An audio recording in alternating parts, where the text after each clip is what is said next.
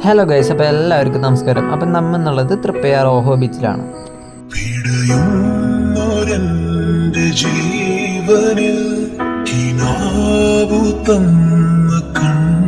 അപ്പോൾ നാട്ടിക ഓഹോ ബീച്ചിലാണ് ഞങ്ങൾ 3 പേരുള്ളത്. അപ്പോൾ നാട്ടിക സ്നേഹതീരത്തിൻ്റെ തൊട്ടടുത്തുള്ളൊരു ബീച്ചാണ് നമ്മുടെ ഓഹോ ബീച്ച് എന്ന് പറയണത്.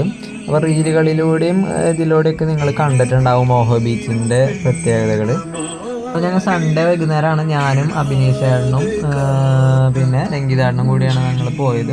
അപ്പോൾ ഓഹോ ബീച്ചിൽ നിന്ന് ഇങ്ങനെ ഈ കല്ലുമ്മക്കൂടെ നേരെ നടന്നാൽ നമ്മൾ സ്നേഹതീരത്തേക്കാണ് എത്തുന്നത് കേട്ടോ. ഇവിടെ കല്ലുമ്മക്കൂടെയൊക്കെ നടക്കുമ്പോൾ സൂക്ഷിക്കണം, വളരെ ഡേഞ്ചറസ് ആണ് നടക്കാനായിട്ട്. പക്ഷെ നല്ല രസമായിരുന്നു. ഓഹോ ബീച്ചിൽ നിന്ന് നേരെ എത്തി നമ്മൾ സ്നേഹതീരത്തെത്തി. സ്നേഹതീരത്ത് നമുക്കൊരു സ്പെഷ്യൽ ഫുഡ് സ്പോട്ട് എന്ന് പറയാനാണെങ്കിൽ നമുക്ക് ഈ ഷോപ്പ് ഉണ്ട് കേട്ടോ. സ്നേഹതീരത്തിൻ്റെ കവാടം കയറി വരുമ്പോൾ തന്നെ ഇത്തരത്തിലൊരു നല്ലൊരു ഷോപ്പ് ഉണ്ട്, ടീ സ്പോട്ടാണ്.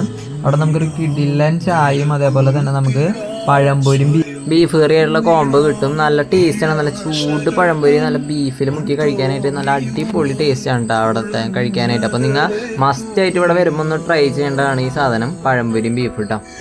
അത് കഴിഞ്ഞിട്ട് നമുക്ക് രണ്ടാമത്തെ ഫുഡ് സ്പോട്ട് എന്ന് പറയുന്നത് ഇവിടെ മോമോസും ബർഗറൊക്കെ കിട്ടുന്ന ഈ കടയാണ് കേട്ടോ. നമുക്ക് സ്നേഹതീരത്തിൻ്റെയും ഓഹോ ബീച്ചിൻ്റെ ഇടയിലായിട്ടാണ് ഈ കട വരുന്നത്. നല്ല കിഡിലൻ ബർഗറും കാര്യങ്ങളൊക്കെ അവിടെ നിന്ന് കിട്ടും കേട്ടോ നമുക്ക്. അപ്പോൾ അതൊരു കിഡിലൻ മസ്റ്റ് ട്രൈ ആയിട്ട് നിങ്ങൾ കഴിക്കേണ്ട ഒരു സ്ഥലമാണത്. ഇവിടേക്ക് വരേണ്ട ബെസ്റ്റ് ടൈം എന്ന് വെച്ചാൽ ഈവനിങ് ആട്ടോ. നല്ലൊരു കിഡിലൻ ലുക്കാണ് നമുക്കിവിടെ ബീച്ചും കാര്യങ്ങളും കാണാനായിട്ട്. നല്ല രീതിയിൽ നമുക്ക് കടലിൽ ഇറങ്ങി കളിക്കാനും പറ്റിയൊരു സ്ഥലം കൂടിയാണ് കേട്ടോ ഓഹോ ബീച്ച് വരുന്നത്.